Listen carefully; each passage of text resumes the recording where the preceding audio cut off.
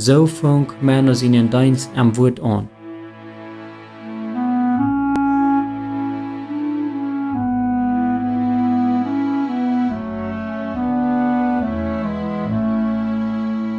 Männer siedelt an Greiningen an ein von den Brüdern ihre Häuser an. Und da, an einen nebeligen Abend am März 1537, beraubt aber Philipp am Tag Hängableihen zu den ältesten Dienst. Männer predigt jeder Sonntag am Thielmann sein Haus, wo die Däuper sich mit ihren Familien versammelten. Und da hängen hatten sie alle taub ein Mahl, wo ein jeder mitbracht, was er kann, und dann unterhielten sie sich über Christus, sein Wort und seine Gemeinde. Und der gewöhnliche Tag, wenn die früher sich um die Hauswirtschaft kümmerten, dann schrieb Männer. Die Jahre, wo er an Greiningen lebt, wären für ihn sicher die beste für seine Schriftarbeit. An dem März im Jahr 1537 hat Männer sein Schreiben von der jährlichen Abstunden aufgeschlossen. Nu wie er viel hinterwegs, er besuchte Brüder an Not aus Deutschland und fing an für ihn nur ihre Redort nur zu schreiben. Seine Bücher wären eigentlich eine Fortsetzung von seiner jährlichen Unterhaltung. Und von dort jährlichen Abstunden redet er nicht bloß von dort Abstunden am Körper, der noch kommen wird, aber auch von dort jährlichen Abweichen von den Menschen bis seine wahre Geburt.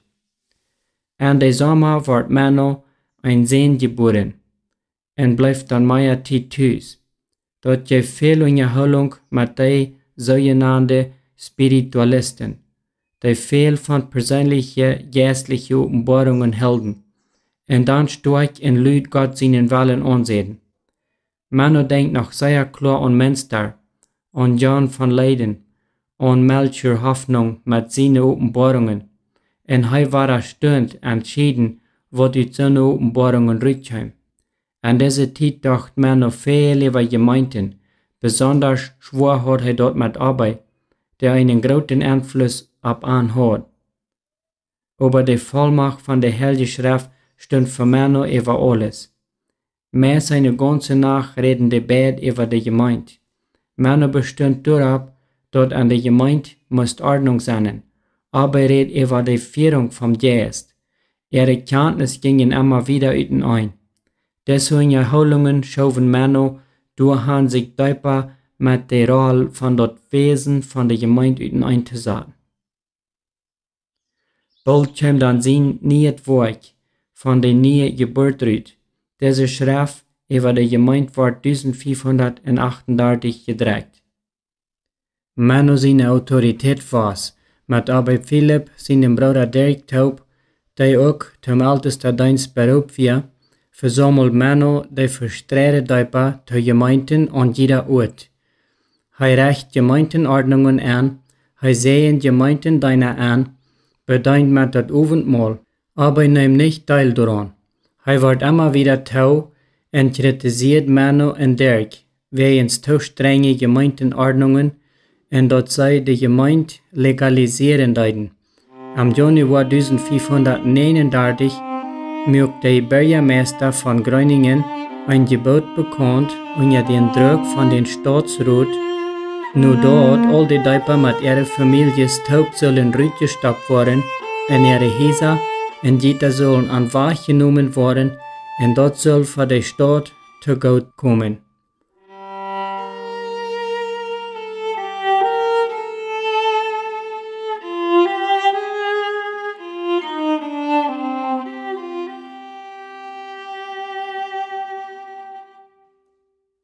Den nächsten Tag, als Männer mit Gertrude in den kleinen Seen dort Haus verlassen wollen und dort sie mehr als 1,5 Jahre gewohnt haben, klopft nur bei Kirin Peters an ihre Tür.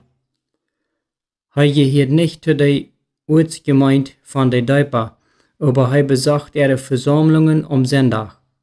Kirin braucht die Familie von Simon an ihr Haus zu kommen, um noch bei einem Mittag eten, sie die lange Reise machen. Sie gingen an sein Haus und saßen sich der Stuhl, Männer wie sehr still. Hij will dat iedereen am wat sagen will, aber hij wil sich dat nicht. Endlich, ohne dat het wat damit te doen had, wat zij reden deiden, kwam dat. Mano, ik wil haben dat du mij zou stuipen. Keiner hat an seine Frau gedacht. Weißt du nicht, wat ab der Gedeibte lüren dat? Vroeg Mano. Du hast gestern doch von dat Gebot gehört. Ich hab mich al lang dazu entschieden, seit Kirin fast entschlossen. Ich moet mit Christus einfahren. Ich will nicht länger warten. Wer weiß, was morgen mit mir passieren kann. Aber du wirst dein Heim verlassen müssen, sagt Mano. Ich will allemal von hier wegfahren. Immerhin weiß ich nicht, was mir das noch uitregt, mein Haus zu verkaufen. Aber ich will nach Amsterdam. Da kann einer noch ein Stückchen ruhig leben. Kirin redet bestimmt und mit Überzeugung. Und warum mögt sich der Himmel auf und ein unsichtbarer Engelchor sang vor den ewigen Gott seine Ehe. Noch ein Gerade wird bei Gott seine Gemeinde beigedonnen. Kirin wusste noch nicht, dass Amsterdam für eine Stadt geholt wird, wo sie Freiheit geben für Religion. Sie kann 10 Jahre wird an eine Stadt von religiöser Verfolgung verwandeln. Und dass er selbst wird zu ein Opfer fallen.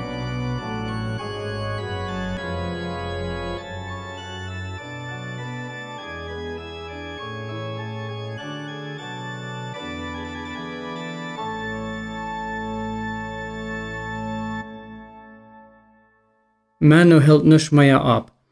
Der Beine von Furcht und Unentschiedenheit hat er an Aldersum treigelaten.